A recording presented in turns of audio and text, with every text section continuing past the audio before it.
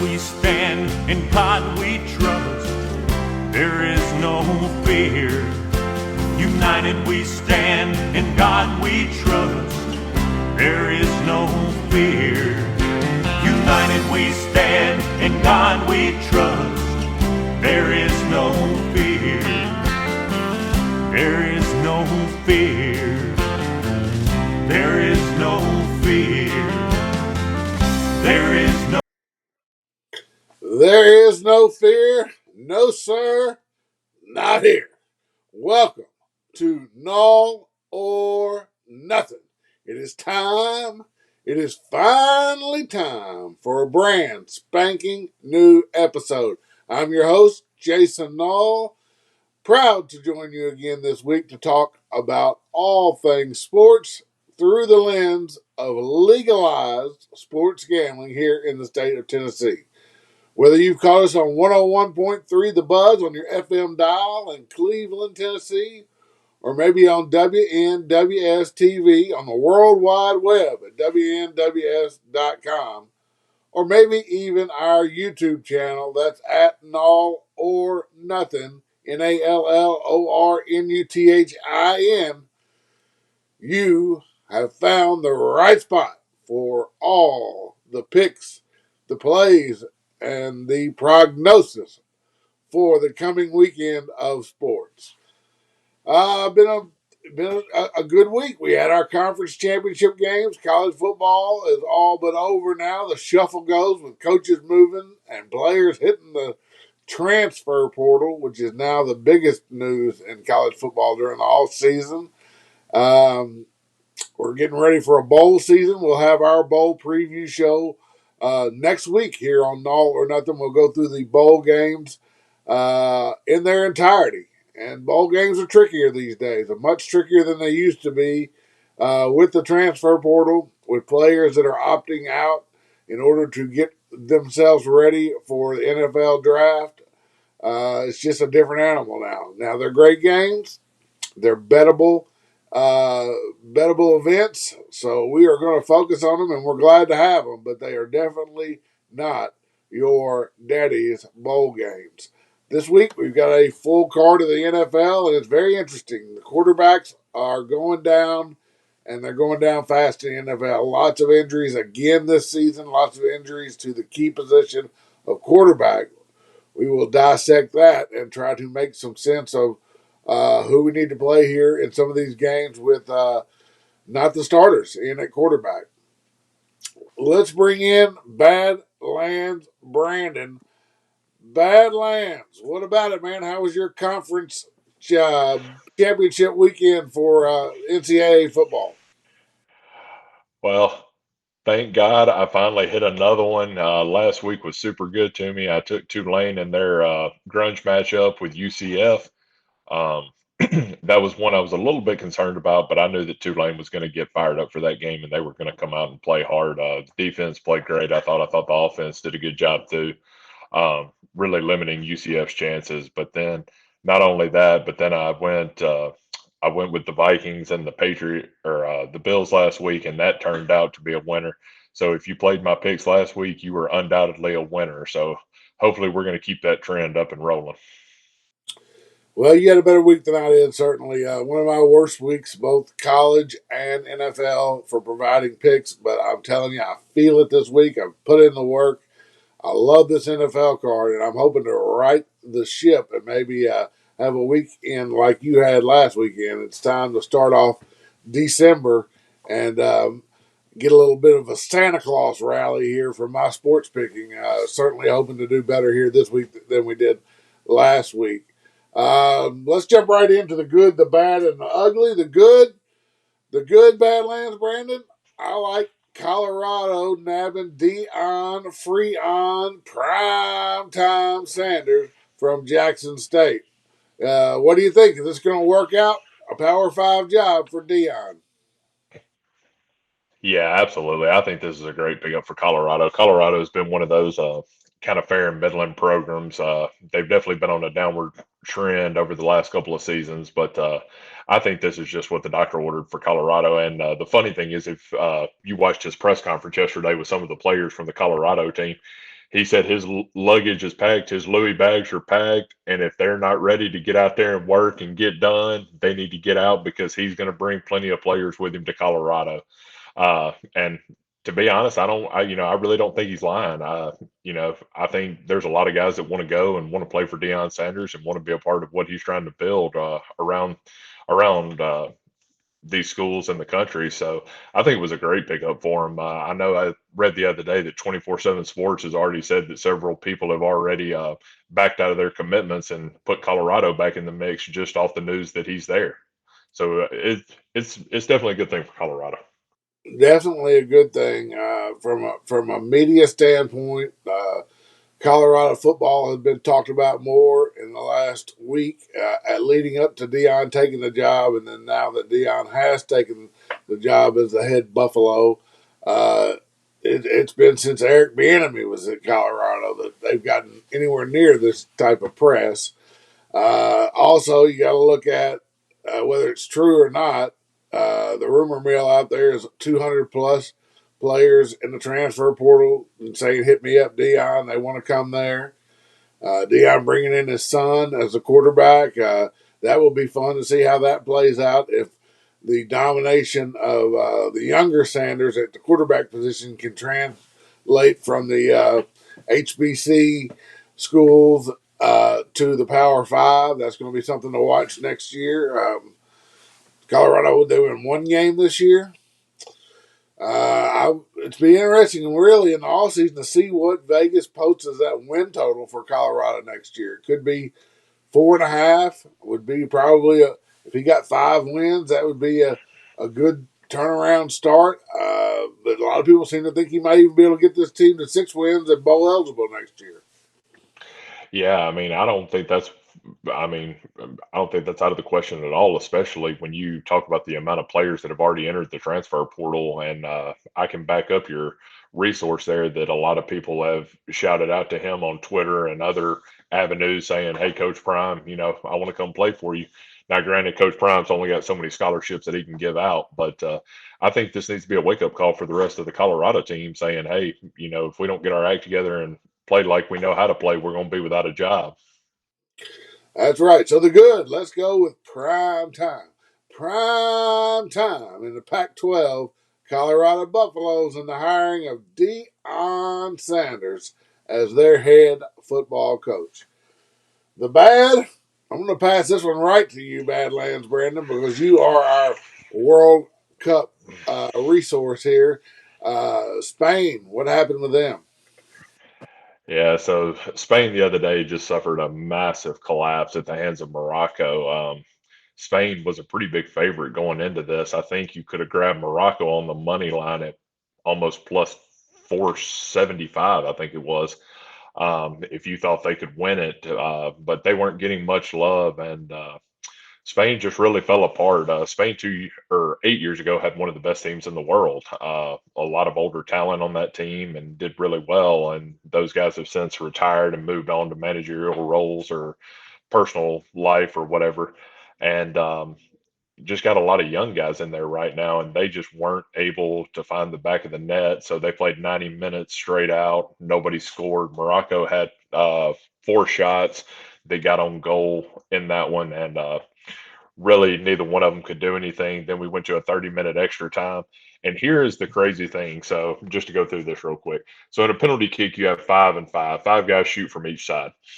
Morocco had not won a penalty shootout since 1994. For those of you that are listening, I am 34 years old. I was 6 the last time that Morocco won a penalty kick in soccer.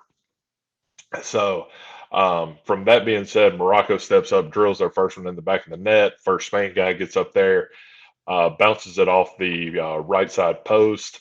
So Spain's already down one. And another interesting fact in penalty shootouts, the team that shoots first, 78% of the time wins the penalty shootout. Um, but Did Morocco jumped Spain, up to, sorry? did Spain shoot first in that penalty shootout? No, no, Morocco shot first. Morocco shot first and buried their first one. But long story short, Morocco hit their three. Spain missed their three. and then the last guy steps up for Morocco, buries it in the back of the net, and Morocco moves on, shocking the soccer world, putting it on fire. Morocco through to the round of eight for the first time ever. Spain, on the other hand, sent home with their tail between their legs. It was a good win for Lucas Enrique, Morocco's coach, who has done a good job with that team. But now they get the always dangerous Portugal. Morocco does, but really bad to see Spain play like that. And I just had to give them the bad this week that they just couldn't find the net. Okay, sounds pretty bad for Spain and a big favorite. I wish I'd had a little pizza money on Morocco. Uh, let's stay on World Cup for a moment here. The So you got France. France is the defending World Cup champion, and you Yeah. got Portugal. Would you say those are our two favorites remaining at this point in the knockout round? I would have to say that there's four favorites out of the eight teams left, and it's got to be Argentina, Brazil, Portugal, and France right now. Okay. So England gets France. That's actually going to be a really interesting matchup, I think. Another one that here's a play that I would go ahead and put out. I know it's not on our big plays that we're giving out, but Netherlands plays Argentina tomorrow. Netherlands, hands down, has the best defense in all of the world. Argentina has one of the best attacks in the world as far as scoring with Lionel Messi and Suarez. So if I was going to play this one, I would take a gamble and just say this game goes under whatever the goal total is. I Okay. think if I saw it correctly, I think it was three. So you might just say that Netherlands defense comes out, shows up, plays hard. Messi is not able to do it by himself, and just say, it's a 1-0 win for Argentina, or, a draw and they have to go to penalty kicks. But that would definitely be one of my plays for tomorrow. All right. Badlands Brandon likes the under in Netherlands, Argentina. Brazil, one of the hot picks that I've seen of the remaining teams. What kind of odds, what kind of chances do you give Brazil? I believe they are the favorite. Yeah, Brazil was the early favorite at the start of the tournament at plus 400. Brazil is just a team right now that, normally the problem with Brazil is nobody likes to pass the ball. Everybody wants to be the superstar on the Brazilian squad, but they have done a phenomenal job. Neymar Jr., along with Richarlison and some of the other guys for Brazil, have done an amazing job playing as a team. I think the only other team I would say that has played a little bit better as a team would have to be Portugal. That beating they put on Switzerland the other day, 6-1. That's about the equivalent of getting beat 85-3 in college football. Um, they really gave it to them. So I would say that Brazil and Portugal are the two to watch. They're on opposite sides of the bracket, so there is a potential they could meet up in the finals if they can get there. All right, there is your World Cup update. And the bad, we're giving to Brazil, losing as a heavy, heavy favorite. Spain. I'm sorry, Spain. My bad, my bad. The bad goes to Spain, losing as a heavy, heavy favorite to Morocco. All right, and the ugly this week, man, I'll tell you, a team that was nowhere near ugly was the San Francisco 49ers, playing the best football in the league over the last month, had rocketed up to become the co-favorite, more or less, to win the NFC with the Eagles ahead of the Vikings with a better record, and doing it all with the ultimate game manager, Jimmy Garoppolo, and everybody knows that Garoppolo had the 49ers within a quarter of going to the Super Bowl last year, led the 49ers to a win at Lambeau Field, and just lost in the fourth quarter to the Rams to miss out going to the Super Bowl last year. Garoppolo, there's a lot of confidence that Garoppolo could do that again with this team, even in a fill-in role from Trey Lance, who was lost in the second game of the season.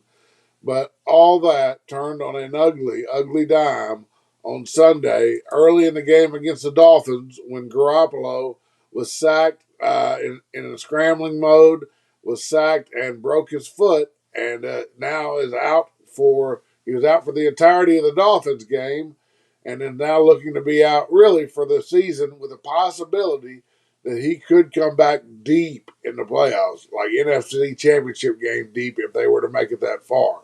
Um, so what does that leave us to? Well, Garoppolo was the third string quarterback, and I mean the second string quarterback, and so now we go to our third string quarterback, and the third string quarterback for the San Francisco 49ers is Brock Purdy of Iowa State fame, the last player, the very last player drafted in this past draft, the 2022 NFL draft, came in.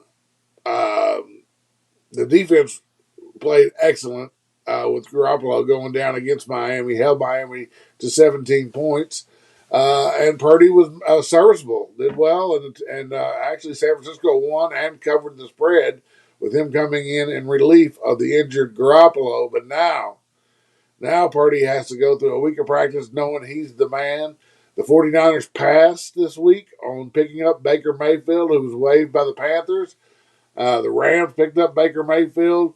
So it looks like, Badlands, it looks like it's Purdy or bust in San Francisco. For a team that was really hot and everybody's darling, it's an ugly situation. Yeah, for sure it is. And I think this is just one of those situations you really hope doesn't knock on your door, but I think it did for San Francisco. It's like throwing a wrench in a turbo engine. San Francisco was playing good, one of the better teams in the league, and then this happens and he comes in.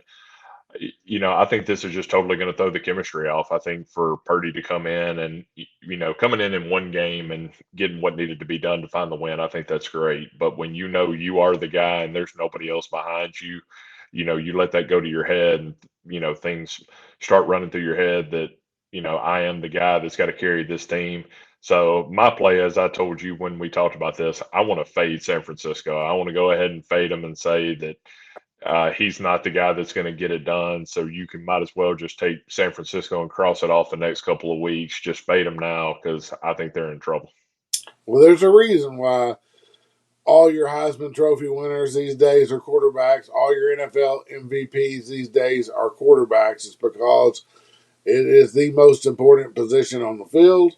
And while San Francisco does have a very talented offense, uh, I have doubts that Brock Purdy, as a rookie drafted dead last in the NFL draft, can come in and lead San Francisco and manage this offense to the point of getting them deep into the playoffs. I agree. It's ugly. Good luck, Brock Purdy. A lot of pressure, a lot of weight on this young man's shoulders. And this week, he faces the GOAT, Tom Brady. We will break that game down and get to that game when we get to our NFL segment. We're going to grab a quick break. You have caught Nall or Nuthin. Don't go anywhere.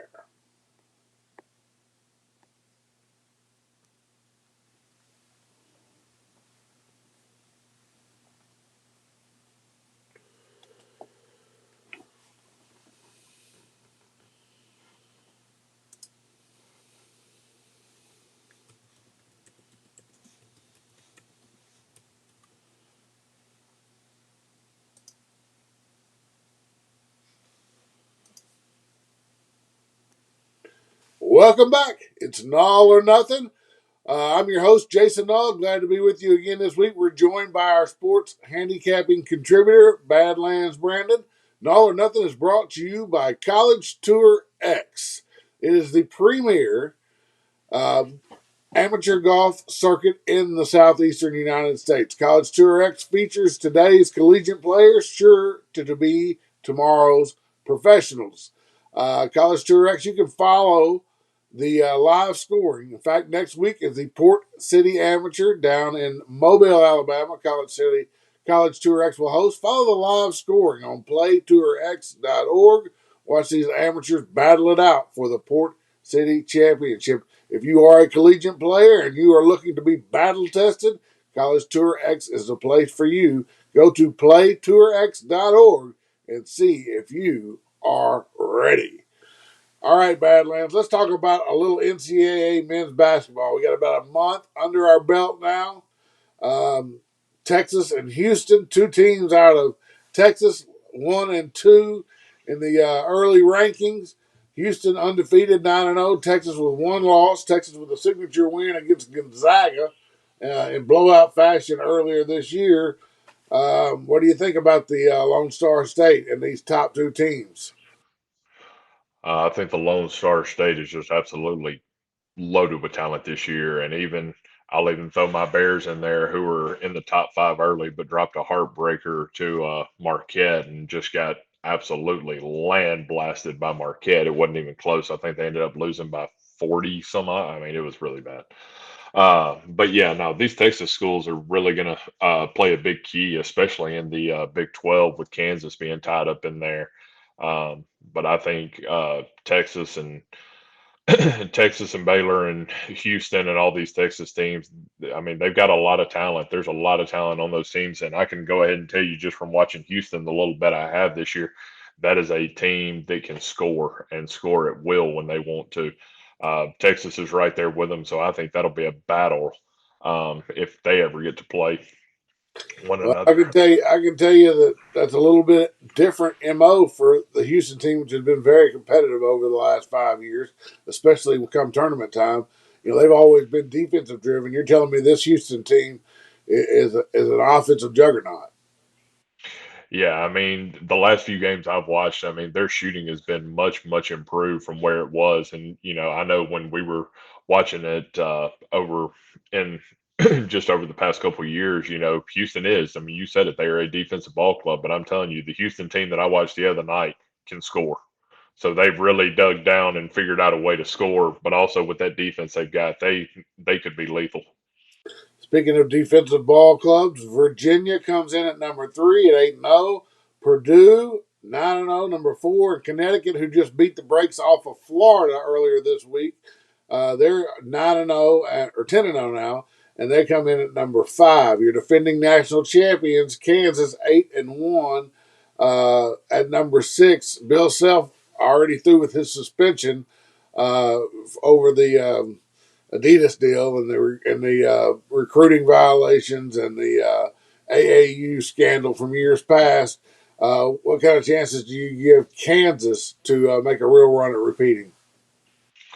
I'm not super high on Kansas this year. I know I probably should be since they are the defending champions, but I think I got scolded by you and Big Daddy about riding these riding these national champions to repeat. Y'all say it hardly, rarely ever happens. So I'm just going to say that Kansas has a down year this year. I still think they'll be towards the upper echelon of the Big 12, but as far as making a run deep in the tournament, I actually predict or projected that North Carolina would have a really good season this year, and they've been an absolute letdown so far. Not saying that doesn't mean they can't turn the corner, but right now, just not looking good for Carolina. Yeah, so Carolina and Duke are noticeably not in the top 10 early. Duke checks in at number 15, Kentucky number 16, and I can scroll down and I don't see North Carolina even in the top 25. But now, as we round out the top 10, you got three SEC schools: Tennessee, Alabama, Arkansas, 7, 8, and 9, respectively, all with one loss. I went ahead and purchased tickets to the Tennessee Arkansas game in February in Rocky Top. I'm going to go see my Hogs play Tennessee. Looking forward to that to get ready for the tournament basketball right there at the end of the SEC season. Of those three teams, Arkansas, Tennessee, Alabama. Who you like the best there?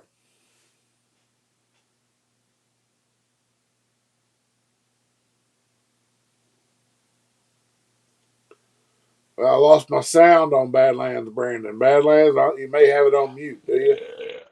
I think I'm here now. All right, bring it on back. No, but I said, Alabama and I, Arkansas, 7, 8, and 9. What do you think about that trio of SEC teams in the top 10? yeah, I've got to call the Hogs with you on this one. I think Arkansas's got something special going on over there in Fayetteville, and you can't deny their grit and their will to want to win. We were at Southland last year, or we weren't at Southland. Sorry, we were at Oaklawn. We were at Oaklawn last year, and I remember you and some of the Arkansas faithful out there calling the Hogs home after that after that win against Kentucky. And I mean, that place was lively, man. And, I think that speaks to the Arkansas fan base about how much they love their Hogs and love their program and everything. But definitely out of that group, I would definitely say Arkansas would be who I like. Arkansas did lose a key piece, Trayvon Brazile, who transferred in. The sophomore came through the transfer portal from Missouri. He can jump out of the building. He tore an ACL in the win last week against UNC Charlotte, I believe it was, on Monday night. So Trayvon Brazile, one of the big explosive pieces for Arkansas, is gone. Um, glass half full theory here is that just brings another great player off the bench is going to get an opportunity to get minutes. And Trayvon Brazile, expected to be one and done with Arkansas to the NBA, looks like he will at least need to come back next season to prove that he can recover from this injury. But a tough loss for Arkansas with Trayvon Brazile, who transferred in with high hopes and has been very explosive in the early part of this season. However, Nick Smith Jr. back on the court, the number one overall recruit in the country for the Hogs. He was out with a knee issue for the first 10 games of the season. Now he's back and led them to victory against UNC the other night. So yeah, my Hogs are okay, and hopefully they'll continue to improve and play together as a team. And I do look forward to seeing them play here at Thompson Bowling later on in the season. That'll be fun to get to a game in person. And then we have our Uh, trip going back to Oakland at the end of January. So, month and a half from now or something like that. And we're going to try to crank it up with the horses again. And hopefully we'll get some good basketball in that sports book over there at Oakland to enjoy too. oh, absolutely. And like I said, I'm gonna give a shout out to my Mississippi State Bulldogs for cracking the top 25 and squeaking in there at number 23 at 8-0. Hey, Um, no, bully. Bully's been good so far. We haven't really been battle tested just yet. The only really quality win we've had was against the Marquette squad that, like I mentioned, beat Baylor by 40. Um, y- I'm going to give a lot of credit to the state basketball team. I think they are tied for number one in the country in offensive rebounds, so they definitely like second chance opportunities around the rim. Chris Jans has done a good job so far with his what he's trying to get going down there. But definitely want to give a shout out to my dogs cracking the top 25 there. I imagine with Jans, they'll be a tough out. I mean, he had great defensive teams there in New Mexico. And then fundamentally pounding the boards, things like that. I think you'll see out of Mississippi State. It's going to come down to whether they can score enough points, probably to be competitive in the SEC. But offensive rebounds lead to a lot of points, so they're off to a great start. Creighton down at 21. Arkansas lost to Creighton, and I thought Creighton looked like potentially a Final Four team out there in Maui, but they lost in the finals in Maui and lost 2 games since, so they're on a slide. Kentucky with 2 early losses at number 16, um, and Ohio State at 6-2 rounds out the top 25.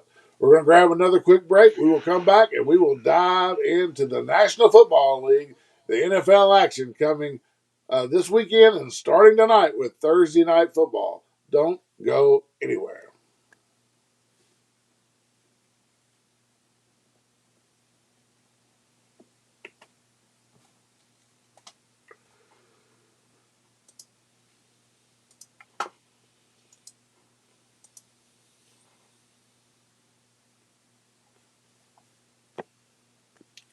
Welcome back. It's Nall or Nothing. And then whether you've caught us on 101.3 The Buzz on your FM dial in Cleveland, Tennessee, or on the World Wide Web at WNWS.com, WNWS TV, or our YouTube channel at Nall or Nothing, we are proud to have you and we are ready to get going on this NFL card. I'm your host, Jason Nall, and I hope, man, do I hope, that I'm on to something this week because I definitely like several games in the NFL. I had a rough week last week, both with the conference championship games and the National Football League, looking to turn it around here and get some positive mojo going and get this Santa Claus rally going here as we head to Christmas time. Um, Check out our Twitter handles at Nall, at Big Daddy C 1000 at Big Daddy C 1000 is our show Twitter handle, and then at Badlands Brandon is our contributor Badlands Brandon's Twitter handle. So we post our picks on there throughout the week. Be sure to catch our picks on Twitter at Big Daddy C 1000 is our Nall or Nothing handle, and at Badlands Brandon is our contributors handle. Also, our YouTube channel. If you missed part of the show, or if it was a little too fast and furious, and you want to catch a replay, go to at Nall or Nothing. That's NALLORNUTHIN apostrophe at Nall or Nothing on YouTube. Badlands, we started off on Thursday night with a bad team, the LA Rams. The Rams did pick up Baker Mayfield this week. I don't think he was even in LA till Wednesday. I think it would be very hard for him to contribute much on this Thursday night game, if any. They faced the red hot Raiders. The Raiders, kind of the laughing stock of the NFL to get the season started, but they've ripped off 3 wins in a row now, including an impressive home win over the Chargers last week, and they covered the spread. Now they're laying 7 against these Rams, over under 43. Um, the Rams played with some spirit last week, even with their stars out. You got Aaron Donald out on the defensive side with an injury. You've got quarterback Matthew Stafford on the injured reserve. Cooper Kupp is gone for the year. They didn't win. They've lost 7 in a row, these Rams, the defending Super Bowl champions, in a death spiral here to finish the season. But they did cover the spread and cover the 7 points against Seattle last week. Do you expect another spirited effort from these Rams, or are the Raiders going to run in there and roll through this thing? No, I think you're going to get a little bit of spirit from the Rams this week, even though Baker didn't get into town till midweek. He, I think he knows what's expected of him. He knows that they expect him to come in there and maybe give a little bit of light in a dark situation for the Rams team that's been on that bad spiral. I'm just going to go ahead and say what I think here. I think Vegas gets it done, but I don't think they get it done by the 7. I think I'm going to take the Rams plus catching the 7. I agree with you. I lean Rams plus the points. Yes, I do also think Vegas should get it done if they stay in current form. Uh, but I kind of like the home dog on Thursday night. My play here, though, I like the over 43. I think with Donald out defensively, that makes the trucking a little bit easier for Josh Jacobs and the Raiders' rush attack. And I think they've got this total pegged on the season scoring averages for both of these teams, when both teams actually are trending forward over the last month in scoring. The Raiders averaging 23.5 points a game now in the last month, and the Rams 17, 17.5 for the last month. Defensively, the Raiders are giving up 22 points a game, and the Rams are giving up 25 points a game. So I think it's got a good chance at the over 43, and that's going to be my main play tonight. A little bit different than we've done in past weeks when we have our other contributor on, Big Daddy C 1000. I'm going to pop all our plays up at the end of this segment, and we'll go back over them again because I have a lot of NFL plays, and Badlands Brandon has a few too. We both agree on the Rams here, and I like the over 43. Let's skip to Sunday now in the early games. The Vikings just getting no respect from Vegas. Here they are, catching 2 and another team that's red hot, the Detroit Lions, who ripped off some wins in a row. But the Vikings are 9-2 on the season, just 1 game back of Philadelphia for the best record in the NFC. And again, they are not respected by the odds makers. Maybe because not all 9 of those wins for the Vikings have been one possession games, no blowouts, all close wins for the Vikings. and Vegas maybe thinks that those close wins are going to flip the other way somewhere down the stretch. With me, I like the Vikings here. I'll take them, but I want to take them in a teaser. I've got them plus 8.5 in a teaser, and I'll show you the other half of that later on. I think it'll be a one possession game either way. Badlands, where do you sit on Vikings and Lions? Well, the Minnesota Vikings are 10-2 on the year, Yeah, 10-2. and with being 10-2, I've rode them the past 2 weeks. I played them. They've hit for me every week. If I jump off of them now, I'm afraid I'm gonna see Big Daddy C1000 outside my window, telling me that I was an idiot for getting off of them. So I'm gonna stay on them. I don't understand this line. Maybe they know something we don't know, but I definitely don't get this line. But give me Minnesota catching here. I think it's going to be a winner. You can get Minnesota +2, +2.5 at some shops, especially if you're playing that teaser. Uh, Shop around. You want to get it to that 8.5 point. That's a key number now with the 2 point conversion in the NFL. 8 is just almost as good as getting over 7. So we both like the Vikings here. I'll take another 6 points with it in a teaser. He likes them just fine at +2. Jets at Bills. Jets had every opportunity in the world to beat those Vikings as a short underdog last week in Minnesota. Could not get it done. Lost by 5. Led to the Vikings covering as a short home favorite against the Jets. Now they travel to the Bills where they catch 9.5. Over under 43.5. Jets did beat the Bills in New Jersey earlier this year. Can the Jets beat the Bills twice in a row? Badlands, Brandon. No, they can't. They can't beat them again. I don't know how they ended up beating them the first time. I think that might have just been a fluke. I don't know what happened there. Probably going to stay away from the spread in this one, but I tell you what I do like in this one. I do like the over. I like the over. So I would take the over in this matchup and just say both of them score enough points to get you there. But that line scares me a little bit. You bet the over in these Bills games long enough, sooner or later you're going to hit one. They have been an under team this year, and they have not covered well this year. With coming in with all the hype, the Bills have really been a money stealer for the house. Bills not playing a lot of one possession games and just not as explosive overall. Now they've had some games.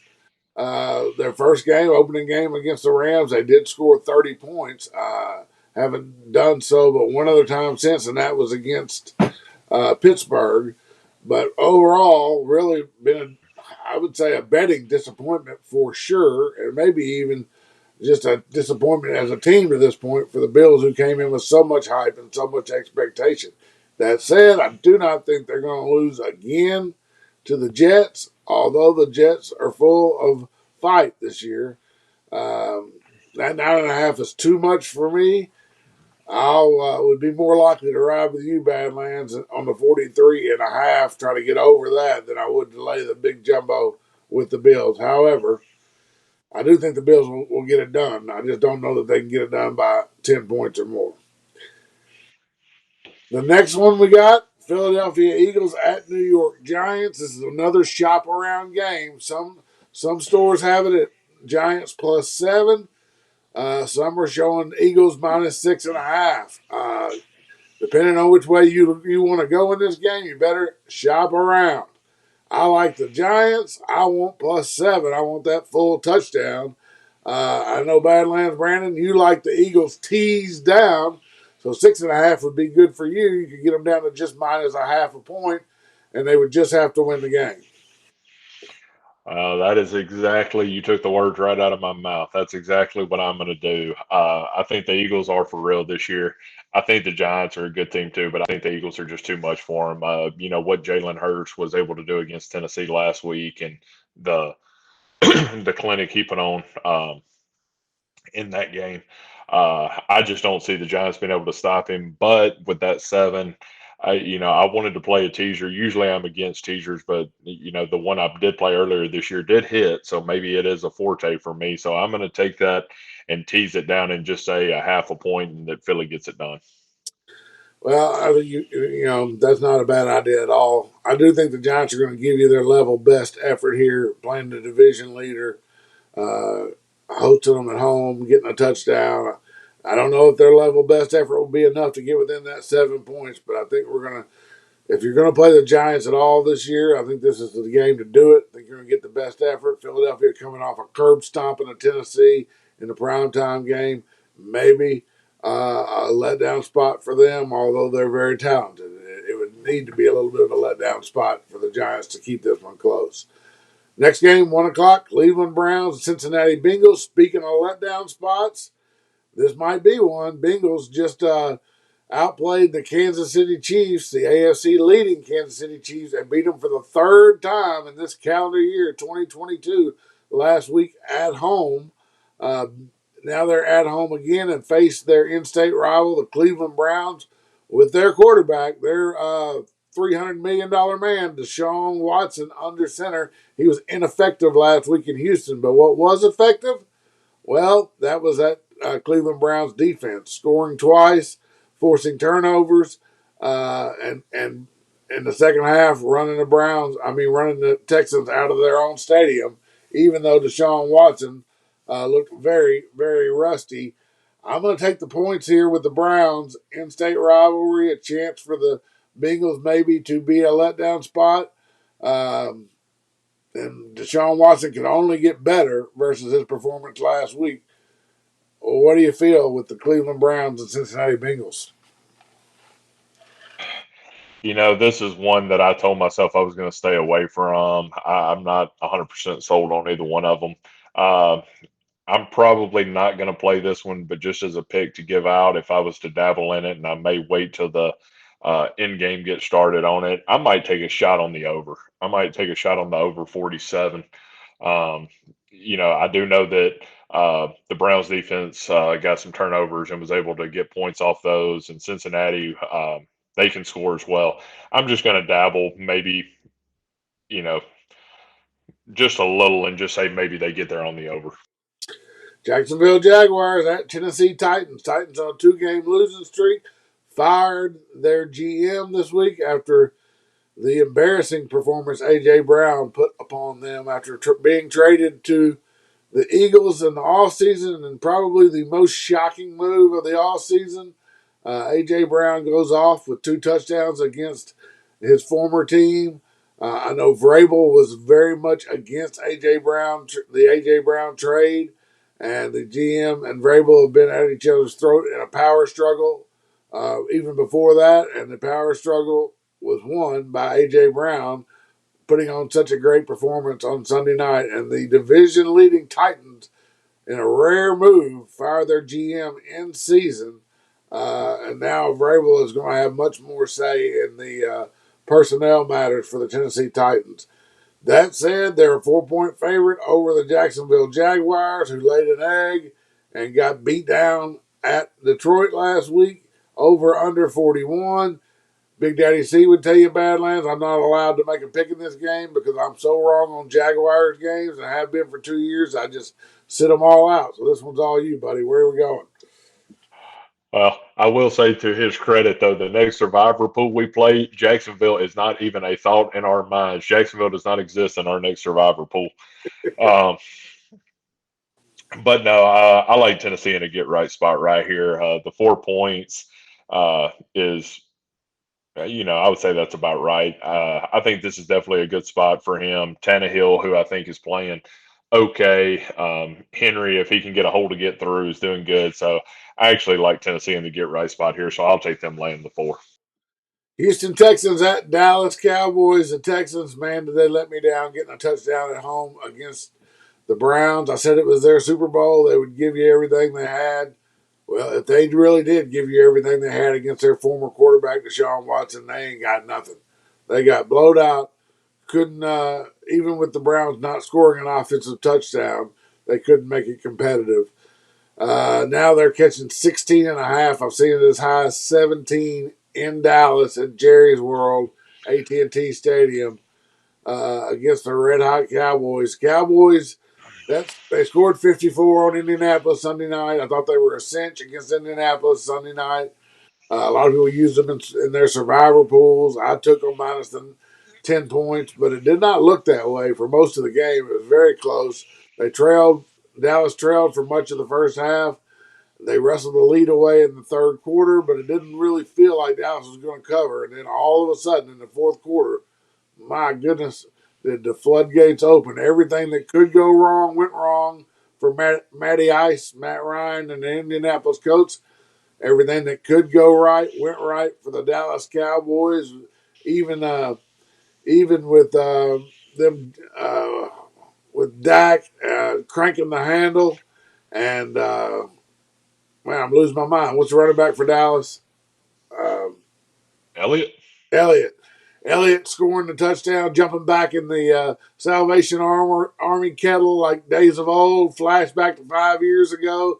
Dak cranking the handle. Elliott popping out. I mean, it was nothing but good times in Dallas in that fourth quarter. Dallas scores 33 points in the fourth quarter to blow out Indy. It scores 54 total. So Dallas's offense is just churning. They're scoring. They're averaging over 30 points a game the last 5 games. They laid 40 on Minnesota at Minnesota uh, 3 weeks ago. I just don't see any way. And as I'm looking on DraftKings, this line just popped back to 17 for the Cowboys. Is there any way the Texans can make this a game in Dallas? I don't think there's a way, not unless they all maybe if they all put horseshoes in their socks, maybe and bash them over the head. That's gonna be about the only way. Nah, I don't think so. I'm probably gonna stay away from this game. 17 points is a lot of points, man. 17 points is a lot of points in a professional game. I think I maybe just watch the show and watch Ezekiel Elliott jump in the Salvation Army pot a couple times in this game, but I don't think this is going to be a betting game for me. I think I'll probably sit this one out, but I do like the Cowboys to win if nothing else. Yeah, I mean, my daughter's a huge Cowboy fan, and that fourth quarter was a lot of fun for Cowboy fans last week. I would never consider laying the 17 with Dallas here, but I would also never consider taking the 17 with the Texans. If you're a Cowboys fan, just sit back and enjoy the season as it goes because the playoffs are coming soon, and we know how bad that We Cowboy all has we been. already know we already know what happens come playoff time. We know what happened. So everybody jump in the kettle. Zeke, jump in the kettle one more time this week for the Cowboy fans, and let's have some fun in December because January is coming. Ravens at the Steelers. Steelers ripped off 2 in a row. 2 in a row wins for the Steelers. Mike Tomlin never had a losing season. He's 5-7 on the year, making a real run at trying to have a winning season. I do believe it's going to come up short this time. However, the Steelers have shown life. Ravens, um, Brett Hundley in at quarterback this week. Lamar Jackson out for at least a week, maybe 2 or 3, with a PCL knee injury. Now that said, Hundley came in and they were able to eke out a win against the Broncos last week, 10-9 at home. The week before they lost to Jacksonville. Hudley stepped in for Lamar Jackson and did well at times last year, and I expect that to be another case here. A week's full worth of prep. He's very similar in style to Lamar, although we know nobody can do the things with their legs that Lamar Jackson does. But he's a good fit for a backup there. I'm going to take the Ravens. I'm going to tease them up. They're getting 2.5. I'll tease them up to 8.5. Put the Ravens in teasers over under 37. Who you like here, Badlands? Yeah, I don't think I'm going to move this one at all right here. I like Pittsburgh. I know Huntley's in for the injured Jackson, but let's don't forget Najee Harris, who is running the ball well. Kenny Pickett, who I think has been doing a fair and middling job there. I think they find a way to get it done. I think Philly's at home, or not Philly, Pittsburgh. Pittsburgh's at home. They'll find a way to get it done in front of the home crowd with Pickett and Harris. So I think I'll just go with what the line is. I'll take Pittsburgh laying the points. All right, he likes Pittsburgh. I say tease up the Ravens, get it over a touchdown. We're going to take a quick break. We will come right back to run through the afternoon card for this week's NFL. Don't go anywhere.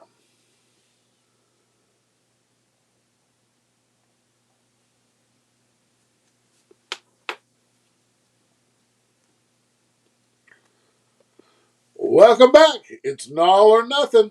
And this is our final segment as we race through the NFL card for this coming weekend. I'm your host, Jason Nall, joining you again to talk about all things sports through the lens of legalized sports gambling here in the state of Tennessee. Let's bring Badlands Brandon right back in, and we will wrap up this NFL card, and then we'll go over all these picks that we've spit at you here in the last few minutes. Chiefs and Broncos start off the afternoon card, the 405 East card. Chiefs lost last week at the Bengals. Third time they've lost to the Bengals in 2022. Kind of hard to believe. As good as the Chiefs are, they got 3 losses to one team, one Joe Burrow in 2022. Now they go to the Broncos, who haven't been able to score all year long. Don't understand. Don't see why that would change this week. Russell Wilson having just a disastrous debut. And I say debut because it's got to keep going. They signed him to a long-term deal before the season, did the Broncos. A disastrous debut as the Broncos quarterback. Broncos catching 9 at home with the number 3 ranked defense in the league is not enough, Badlands Brandon. This is another one that I might play, but if I do, I'll play it in game once I get a feel for it. But we do know that Denver is no good. We do know they're no good offensively. They can't score. They haven't been able to score all year, even with Wilson. Um, 9.5. Chiefs get it done. That 9.5 is a little bit much. Like I said, I may dabble with it on the end game, but I do like the Chiefs in this one. I agree. Let's sit back, let that one start out, and see what it looks like in the in-game wagering options. Carolina Panthers at the Seattle Seahawks. Seattle's had an upstart season. They did get the win, albeit they didn't cover at the Rams last week. Now they're laying just 4.5 against this Carolina Panthers team that's just won't really go away. They're 3-3 over their last 6 after they began to sell off the parts, so to speak. They've been competitive. I would think this line looks a little fishy to me. Why wouldn't Seattle be at least a 6-point favorite in this game? Over under 44. That being the case, and Carolina's been playing everybody tough. I think maybe there may be some reversion to the mean here. Seattle was not expected to have the record they've had this year. I'm going to tease Carolina up over 10 points to plus 10.5. You got an opinion on this one, Badlands? Uh, yeah, a little bit. I like Seattle in this spot. I have liked what Gino has done so far this year with the Seahawks, and his ability to get them to where they are with their record. Carolina, I don't think's any good. What's that running back's name that they've got? God, I can't think of his name right now. Seattle, Chuba Hubbard, yeah, Carolina. Chuba Hubbard. something like that. I'm going to pull it up right. Yeah, But he had yeah, I think. a couple of 100-yard games since Yeah, McCaffrey left. yeah, he has, but I know that Seattle's got DJ Dallas, and I like him too. So I'm just gonna go with my gut here and just say that Seattle finds a way to get it done at home. So Deontay Foreman has had a couple of 100-yard games since McCaffrey has left. Chuba Hubbard's had one 100-yard game since McCaffrey's left. So they got a couple of serviceable running backs, and I imagine we will see those two backs on full display. I'm going to think Carolina can keep it close. They played everybody competitive. I don't see that changing now.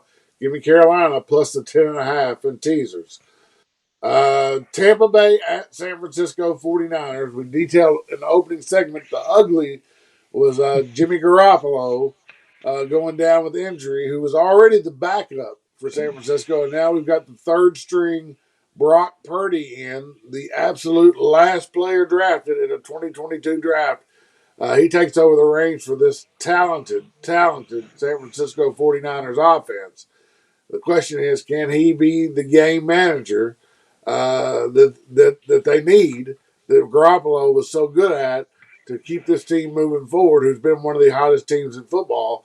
Now he faces the GOAT, Tom Brady, who brought the Buccaneers back on Monday Night Football down 13 points with 3 minutes left.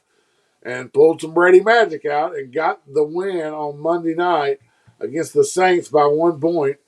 Bucks catching 3.5. Would you ever thought you could get 3.5 points in a Tom Brady versus Brock Purdy matchup? No, never. But with that being said, though, I don't know what Purdy's capable of. I know he did an okay job, but I'm, I said earlier that I was going to fade him, and I'm going to fade him. So give me Tampa Bay catching the 3.5. I think Brady finds a way to get it done. I agree. I'll take the 3.5 with Tampa Bay in this game. The Buccaneers have let me down almost every time I've played them this year, so I can't do it with too much confidence. But I mean, just on general principle, I've got to take Brady plus 3.5 against the 49ers. Also, this over under 37, I don't think they can make it low enough. That's one of the lowest totals I've ever seen in the NFL when there wasn't snow or high winds. Uh, but I tend to go on the under there. The Bucks can't score, and San Francisco is going to play it close to the vest, and they have a great defense. Maybe that's an in-game opportunity. If someone scores a touchdown in the first quarter and that thing pops up a little bit, 38, 39, 40, 41, that might be your chance to jump on an end game under in that game if you get an early touchdown to move it up a little bit in game. But I like the Bucks plus the 3.5. I think it's a tough order for Brock Purdy and these 49ers. We shall see. Miami at the Chargers. Miami, they're on a 3-game, very difficult road stretch that I detailed last week. They lost the first leg at San Francisco. They stay out west. Now they're at the Chargers, and it doesn't get any easier next week when they come across the country and go to Orchard Park to play the Bills. This is almost a must-win situation for Miami, and Vegas knows that. They have them a favorite at the Chargers. It's also a must-win for the Chargers. Miami, 3.5, over under 51.5, Badlands. Well, I think this is going to be the other part of my teaser right here with Philly that I brought down to a half. And what I'm going to do with this one is I'm going to take it and flip it the other way and go Miami plus 3. Um, uh, the reason I like this is just because I think Miami can get it done laying the 3, but I've got to have something else to tease it down with. So I'm going to go ahead and just move it in with this one and say that Miami's got to win right here, especially before going to Buffalo next week. This is a got to win game for them. So I'm just going to take it and flip it and tease them on up. Well, yeah, that's one way to do it. That way, Miami just has to win the game. Win. Another option would be, especially if you get that 3.5, because if you tease it with 6 points, you're only getting 2.5 on the other side, and Wow, that's right. you're not getting the luxury of the field goal. Another option would be to find something you liked and parlay Miami on the money line with them. But the 6 points with the Eagles sounds pretty good to me too. I like where you're going All there. right. Well, all right. Well, I could do this, and I could take that, Yeah, tease Buffalo down, and then just take that as a straight game, saying Miami gets it done minus 3. yeah, yeah. Fair enough. We'll leave your teaser in there. I'm not saying kill it. I'm just saying that there's a couple options to go here if you wanted to get Miami just to win. I mean, that 205, God, who would have thought Miami would be over a $2 favorite Oh, I know. at the Chargers? Uh, and also, I mean, they've got this total on up there, 51.5. It would be 54.5 if it wasn't this year in the NFL where there's been so many low scoring games. I feel like this will not be one of those low scoring games. I think we're going to see points. Uh, but again, maybe wait to the end game, see if there's a little bit of a slow start and you can get that thing under 48 or something and take the over in game. But I do think there'll be points in the game. But it's been very tough to get the overs up in the NFL this year, so it's hard to have a ton of confidence in a total. However, I lean over, and I also like Miami. Monday night, to finish out the card, we've got the New England Patriots at the Arizona Cardinals, two of the toughest teams to figure in the league. New England has had a stretch this year where they look pretty good. They're in a stretch right now where they look defeated to me. Just don't look like they're competitive at all. Arizona, they've had moments this year where they looked exciting. Uh, they've had moments this year where they looked uh, just completely out of sorts on offense. Tough game to figure. Again, I'm going to go to the teaser whip on this one, and I'm going to find me a spot to get Arizona plus 8.5 and say that it's not a blowout game. It's going to be within a one touchdown game either way, and that would get me home with Arizona plus 8.5 on Monday night.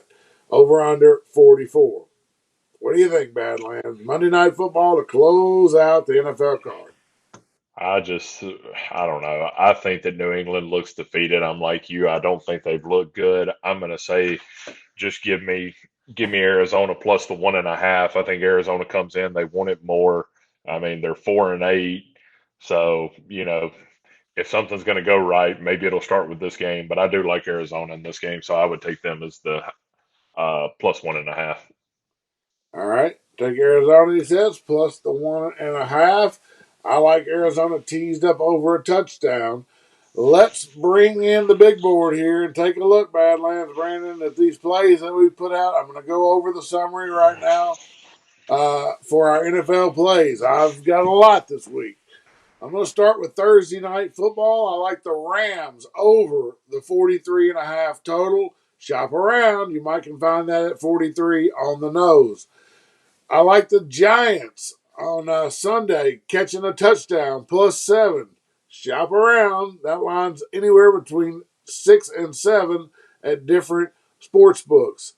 Bucks plus 3.5. I like them on Sunday afternoon. Give me Tom Brady plus a little bit over a field goal against Brock Purdy. Couple of teasers here. I like the Vikings teasing them up to plus 8.5. They played a ton. Almost all their games have been one possession games this year. I'm going to say they can at least play the Lions to a one possession game. Ravens plus 8.5. I think Hundley is a good replacement for the quarterback there in Baltimore, and I think he'll have a week to prepare, and I think he can move this Ravens offense. I think he'll be an ample replacement. I think they can play the Steelers within a one possession game. So there's one teaser: Vikings plus 8.5, Ravens plus 8.5. Next teaser, Panthers plus 10.5 out in Seattle. They've been playing hard, 3-3 over their last 6, 5-1 against the spread. I'll tease them up over the 10 points. And I'm going to tease them with Monday night and the Cardinals. I got it earlier at plus 8.5, 2.5 moved up. So shop around on that one. Maybe you can get 8.5, if not 7.5, maybe good enough. Teaser, Panthers plus 10.5 and Cardinals. Then my parlay, I like the Browns plus 6. Think it could be a letdown spot for Cincinnati and coming off the Kansas City win. And I also think that in-state rival game, give me the points. I'm parlaying that with the Dolphins on the money line in LA for the Chargers game. I got the Dolphins money line at minus 195. If you can find that pairing, you'll put it together in a parlay. It'll be plus 188 odds, so almost 2-1 on that parlay. Lots of plays there in the NFL for me. No college football, but I do like the card in the NFL. And it's time for the Santa Claus rally. The Santa Claus rally right here on Nall or Nothing. Big Daddy C1000, MIA, building fences in the rain. Badlands, Brandon, there in Memphis. You say it's raining today, right? Oh man, it's been raining for 2.5 days straight. There ain't no way in hell he's out building a damn fence. Well, that's what he says. He's building fences so he can stuff those stockings on Christmas Eve and have a Merry Christmas over there in Bartlett, trying to refill the boots by building a few fences, even in the rain. So no Big Daddy C this week. Badlands, take us home. Let's go over your place.